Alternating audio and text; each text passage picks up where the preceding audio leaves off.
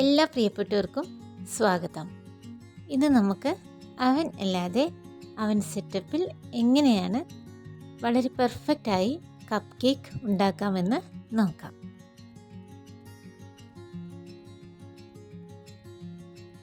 അതിന് വേണ്ടുന്ന ഇൻഗ്രീഡിയൻസ് എന്തെല്ലാമെന്ന് നോക്കാം.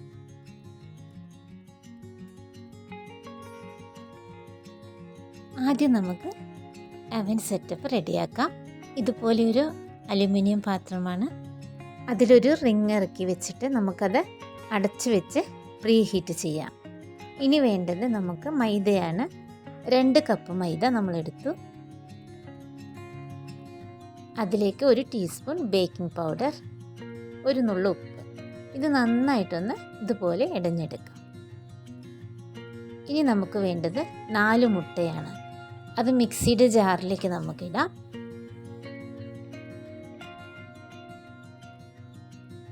ഇനി 1 ടീസ്പൂൺ വാനില എസൻസ്,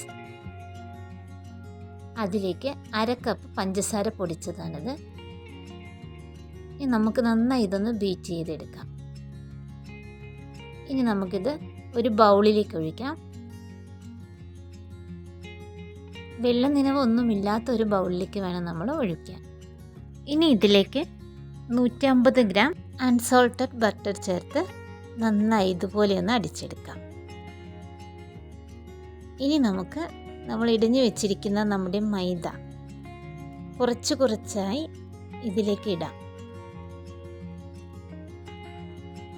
അതിനുശേഷം ഇങ്ങനെ പതുക്കെ ഇതുപോലെ ഇളക്കി യോജിപ്പിക്കണം.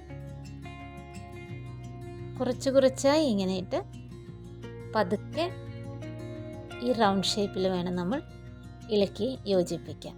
ഇനി ഇതിലേക്ക് നമുക്ക് 1/2 കപ്പ് പാൽപ്പൊടി കൂടെ ചേർത്ത് ഇതേപോലെ ഇളക്കി യോജിപ്പിക്കാം. ഈ ഒരു കൺസിസ്റ്റൻസിയാണ് നമുക്ക് വേണ്ടത്. ഇനി നമുക്ക് വേണ്ടത് ഇതുപോലൊരു പേപ്പർ കപ്പാണ്.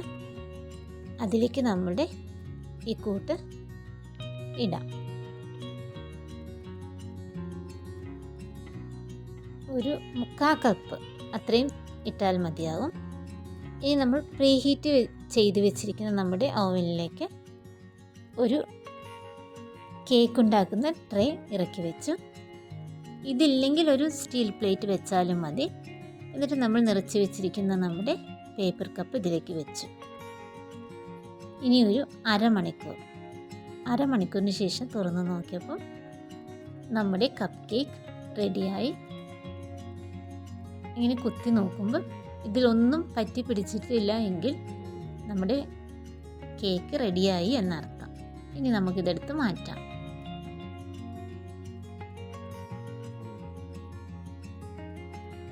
ഒരു ബുദ്ധിമുട്ടും ഇല്ലാതെ തന്നെ നമുക്ക് ഇങ്ങനെ കിട്ടും.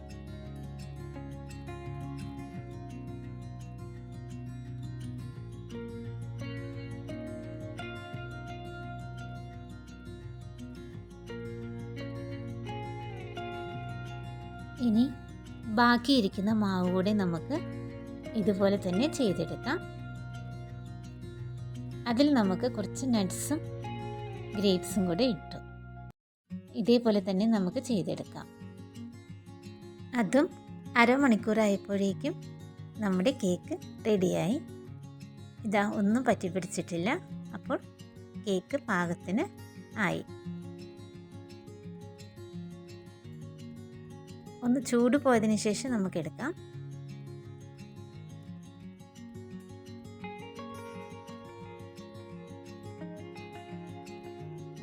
ഇതാ കണ്ടില്ലേ, എളുപ്പത്തിൽ തന്നെ എടുക്കാൻ സാധിക്കും.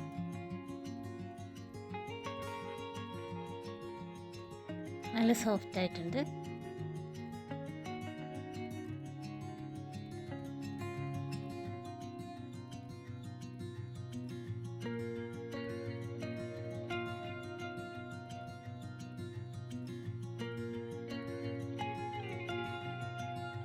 അപ്പോൾ നമ്മുടെ കേക്ക് എല്ലാവർക്കും ഇഷ്ടമായെന്ന് വിശ്വസിക്കുന്നു. എല്ലാവരും ഇതൊന്ന് ട്രൈ ചെയ്ത് നോക്കണം. നമ്മുടെ വീട്ടിലുള്ള സാധനങ്ങൾ കൊണ്ട് തന്നെ നമുക്ക് ചെയ്യാൻ പറ്റും. അപ്പോൾ അപ്പോൾ ഇനി അടുത്ത വീഡിയോയിൽ കാണാം. Have A nice day.